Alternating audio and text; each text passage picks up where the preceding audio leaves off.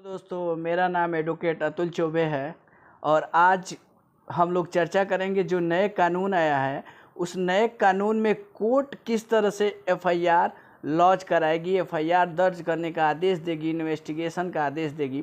अब क्या होता था, पहले क्या होता था कि अगर गांव में या किसी भी जगह पे कहीं भी कोई कॉग्निजेबल ऑफेंस घटित हो जाता था, गंभीर अपराध जैसे लूटपाट, रेप, डकैती, मर्डर, ये सारी चीज़ें जहाँ भी घटित होती थी तो आदमी जब सूचना देने पुलिस स्टेशन पहुंचता था और पुलिस किसी कारणवश या अन्य जो भी रीज़न हो जिसके वजह से नकार देती थी कि हम एफआईआर दर्ज नहीं करेंगे, एफआईआर नहीं दर्ज करती थी इन सब मामलों में, तो आदमी 156(3) के थ्रू कोर्ट में जाता था और कोर्ट सीधे आदेश कर देती थी कि भाई आप इन मामलों में एफआईआर लॉन्च करके इन्वेस्टिगेशन शुरू करें।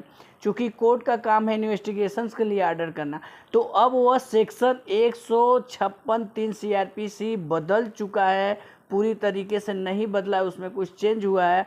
अब सेक्शन 156(3) है उसे हटा दिया गया है और भारतीय नागरिक सुरक्षा संहिता जिसे BNSS कहते हैं उसमें 175 क्लास 3 कर दिया गया।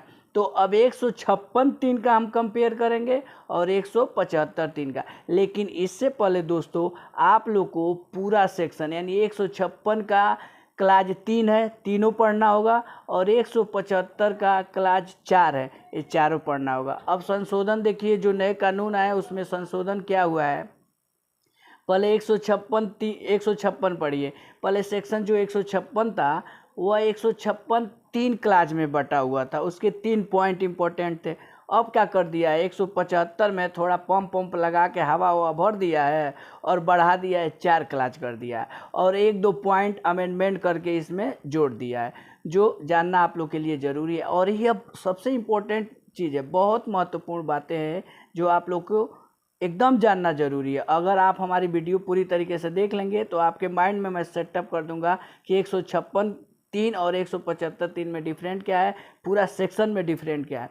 तो देखिए 156 के क्लास 1 में पहले क्या होता था कि 156 के क्लास 1 कहता है कि अगर कहीं कॉग्निजेबल ऑफेंस गंभीर अपराध घटित होती है तो आप सीधे पुलिस थाने में जाके उसकी सूचना देंगे और पुलिस के जो भारसाधक अधिकारी है वह उसे एफआईआर सूचना के पश्चात एफआईआर लॉन्च करेगा और बिना मजिस्ट्रेट के आदेश के इन्वेस्टिगेशन चालू कर देगा। 156 के क्लास 1 था, समझ रहे हैं। और नीचे लिख दिया था कि कुछ विशेष स्पेशल एक्ट में डीएसपी रैंक के अधिकारी इन्वेस्टिगेशन करेंगे, जैसे SC/ST एक्ट हो गया, तो यह 156(1) के क्लास 1 कहता है, समझिए सीआरपीसी के।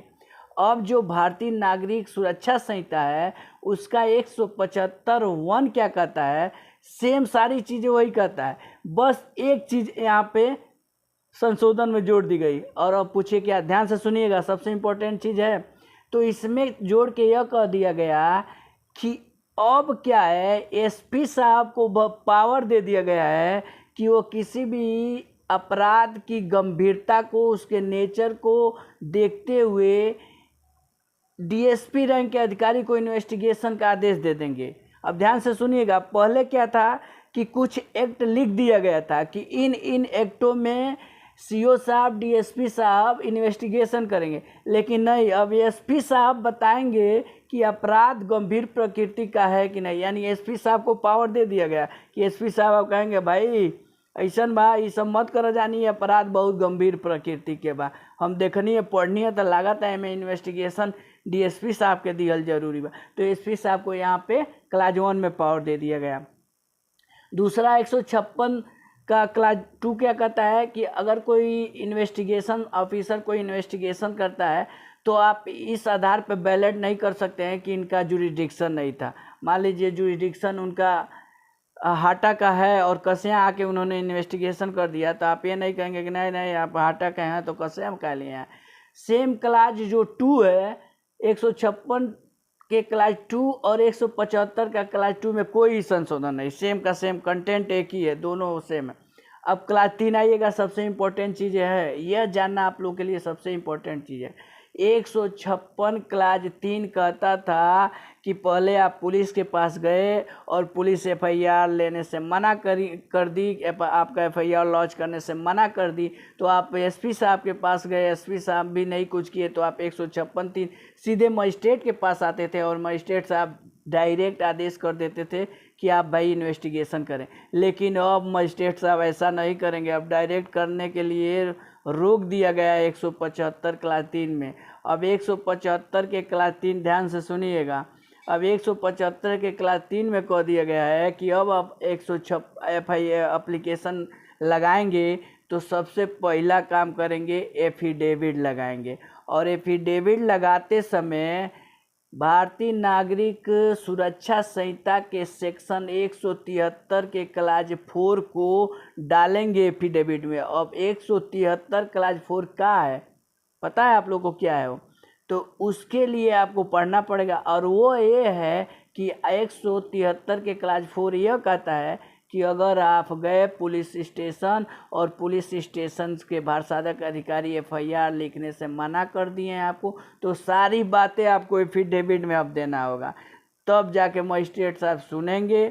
एफिडेविट सुनने के बाद आपका अगर एक चीज़ और इम्पोर्टेंट चीज़ें यहाँ ध्यान दीजिएगा, अगर 173 क्लास 4 का आप उल्लेख एफिडेविट में नहीं करते हैं तो यहाँ पे मजिस्ट्रेट साहब आपके एप्लीकेशन को इंटरटेनमेंट नहीं करेंगे, हटा सकते हैं, रद्द कर सकते हैं, आपके एप्लीकेशन को नहीं सुन सकते हैं।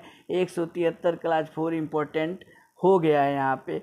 दूसरी चीज़ क्या करेंगे मजिस्ट्रेट साहब, अब सीधे क्या करेंगे कि इंक्वायरी करेंगे, नेसेसरी इंक्वायरी, जांच करेंगे, कहेंगे देख ले भाई का जाने मैटर सही हो बा कि नहीं, ऐसा तो बात नहीं बा कि केहू कॉन्स्पिरेसी कह के ये सारी चीज़ें करता, तो ये सारी चीज़ें मजिस्ट्रेट साहब चेक करेंगे। तीसरा पॉइंट इसमें क्या करेंगे कि पुलिस का सबमिशन, पुलिस से भी यह इंक्वायरी के दौरान पुलिस रिपोर्ट भी मांग सकते हैं कि भाई आप पता करें कि अब ऐसा घटना घटित हुआ है कि नहीं, क्या ये जो गंभीर अपराध हुआ है, जो कॉग्निजेबल ऑफेंस हुआ है, यह घटित हुआ है कि नहीं। तो अब मजिस्ट्रेट साहब डायरेक्ट आदेश नहीं करेंगे। अब देखिए अब क्या करेंगे, जांच करने के बाद जब सारी चीज़ें कंफर्म हो जाएंगी कि हाँ ठीक है, तब जाके इन्वेस्टिगेशंस के लिए आदेश देंगे। तो यहाँ पे एक चीज़ें यह ऐड हो गई। और फिर से क्या हुआ है कि अब देखिए 156(3) के बाद ख़त्म हो गया, लेकिन 175 के क्लास 4 ला दिया गया।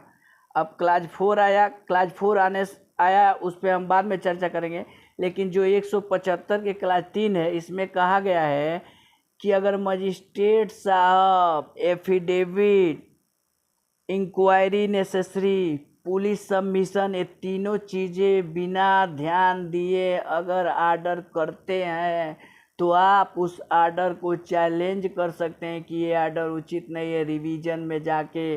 और अगर ये तीनों चीज़ें सही में वो इंटरटेनमेंट नहीं करते, इन तीनों पॉइंटों पर ध्यान नहीं देते, तो वह आर्डर इनवैलिड माना जाएगा।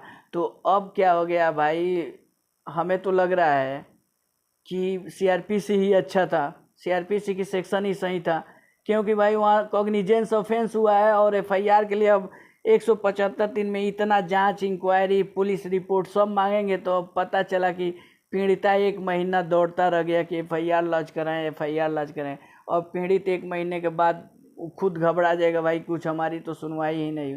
तो हमें तो लग रहा है कि 156(3) के बाद जो 175(3) आया है, यह एफआईआर लॉन्च करने और इन्वेस्टिगेशंस करने में डिले का मुख्य कारण बनेगा। ये हमारी अपनी सोच है, बाकी आप लोग जो भी आप लोग को अच्छा लगे। अब क्लास 4 जोड़ दिया गया। क्लास 4 में क्या कह दिया गया है, प्रोविज़न क्या है कि अगर आप पब्लिक सर्वेंट के खिलाफ, लोक सेवक जो होते हैं, लोग जैसे पुलिस हो गए, अन्य जो भी ऑफिसर्स गवर्नमेंट के होते हैं, उनके खिलाफ कोर्ट में आ गए 156(3), 175(3) के थ्रू एप्लीकेशन देने, तो मजिस्ट्रेट साहब पहले उनके सुपीरियर जो वरिष्ठ अधिकारी है उनसे जांच पड़ताल करेंगे, रिपोर्ट मांगेंगे कि भाई आपके जो ये अधीनस्थ अधिकारी हैं कोनो बवाल वाल नहीं न किए हैं, कोई क्राइम व्राइम नहीं न किए हैं। तो पूरा बाकायदा लिख के पोती पत्रा अपना भेजेंगे कि नहीं सर, हम लोग तो एकदम अच्छे से कानून का पालन कर रहे थे, ये लोग झूठे लगाएं, ये सारी चीज़ें भेज देंगे। उसके बाद ये जांच करेंगे तो पता चला 6 महीने साल भर बीत गया और जो कंप्लेन किया वो चला गया कहीं और इनका ऐसे ही प्रोसीडिंग बंद ठप। तो क्लास 4 यही जोड़ा गया है। तो एक तरीके से अगर पूरा 156 और 175 का एनालिसिस किया जाए तो एसपी साहब भाई फायदे में है। एसपी साहब को तो भरपूर मिल गया। अब बता देंगे कि कौन सा अपराध ग्रेवियस है, कौन सा गंभीर प्रकृति का है, और कह देंगे डीएसपी साहब, सीओ साहब आप लग जाइए इनमें। तो ये पावर एसपी साहब को दिया गया है। बाकी आप लोग को अगर ये वीडियो अच्छा लगा तो लाइक सब्सक्राइब जरूर कीजिएगा। धन्यवाद।